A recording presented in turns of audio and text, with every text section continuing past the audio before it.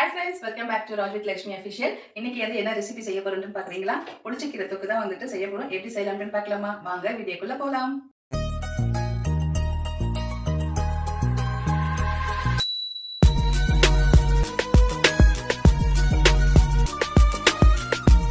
புளிச்சக்கீரை ஒரு கட்டு எடுத்து க்ளீன் பண்ணி வச்சிருக்கேன். இப்போ நீங்க 2 மந்த்ஸ் நீங்க யூஸ் பண்ண போறீங்க. இப்போ நீங்க செஞ்சுட்டு ஒரு பாட்டில ஸ்டோர் பண்ணி வச்சுட்டு 2 மந்த்ஸ் நான் யூஸ் பண்ண போறீங்க அப்படின்னு பாத்தீங்கன்னா, நல்லா வாஷ் பண்ணிட்டு வெயில ஒரு 3 to 4 மினிட்ஸ் அந்த வெயில் தண்ணி இல்லாம நீங்க கொஞ்சம் வெயில மட்டும் உணர்த்தி நீங்க எடுத்துக்கிட்டு, நான் எப்படி செய்யறேன்னா நீங்க அந்த மாதிரி நீங்க செஞ்சு நீங்க ஸ்டோர் பண்ணி வச்சீங்கன்னா தாராளமா 2 மந்த்ஸ் வரும். இப்போ நான் ஒரு 2 or 3 டேஸ் தான் நான் செய்ய போறேன். இப்போ நான் அலசிட்டு வந்துடுறேன்.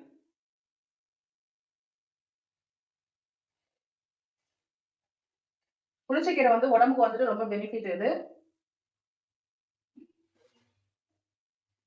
நான் ஒரு கட்டு தான் புளிச்சக்கீரை எடுத்துருக்கேன்.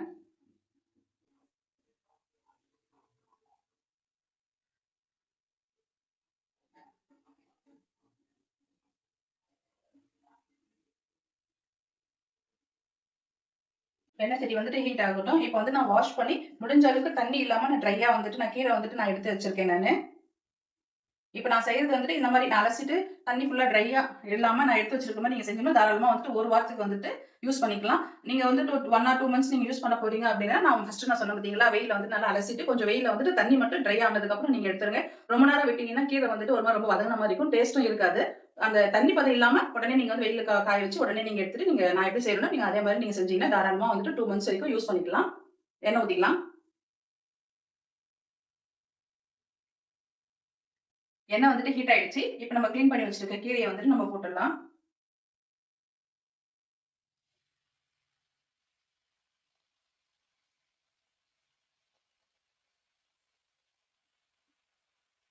ஒரு கட்டுக்கு மொத்தம் நான் 6 பச்சை மிளகாய் எடுத்திருக்கேன். அதையும் போட்டுக்கலாம். புளி ஒரு 5 கிராம் கிட்ட இருக்கும். ஸோ புளியும் போட்டுக்கலாம். இப்போ இது எல்லாமே நல்லா வதக்கி விடலாம்.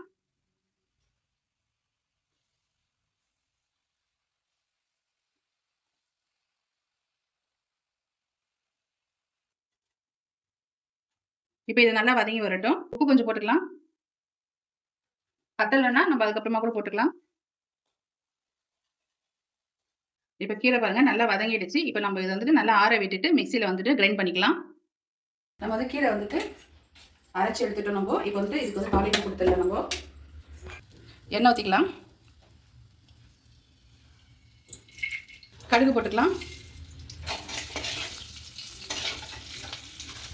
வரமிளகா ஒரு 5 வரமிளகா நம்ம போட்டுக்கலாம்.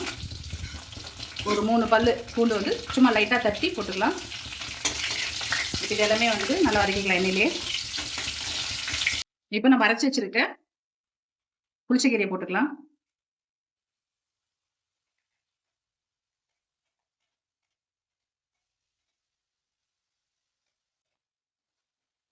இப்போ இது எண்ணெயிலே நல்லா வதக்கி விடலாம்.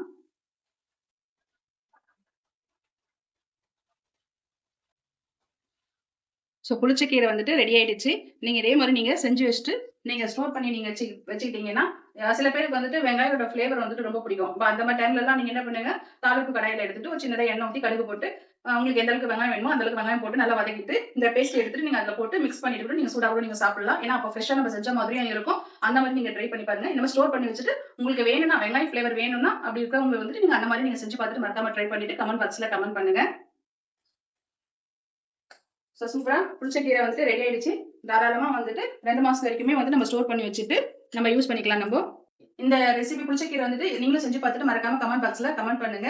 உங்களுக்கு இந்த வீடியோ பிடிச்சிருந்துச்சுன்னா ஃப்ரெண்ட்ஸ் அண்ட் ரிலேட்டிவ்ஸ் எல்லாருமே ஷேர் பண்ணி விடுங்க. மறக்காம நம்ம Raj with Lakshmi official channel subscribe பண்ணுங்க. நெக்ஸ்ட் வீடியோல பார்க்கலாம். Bye, take care, love you all.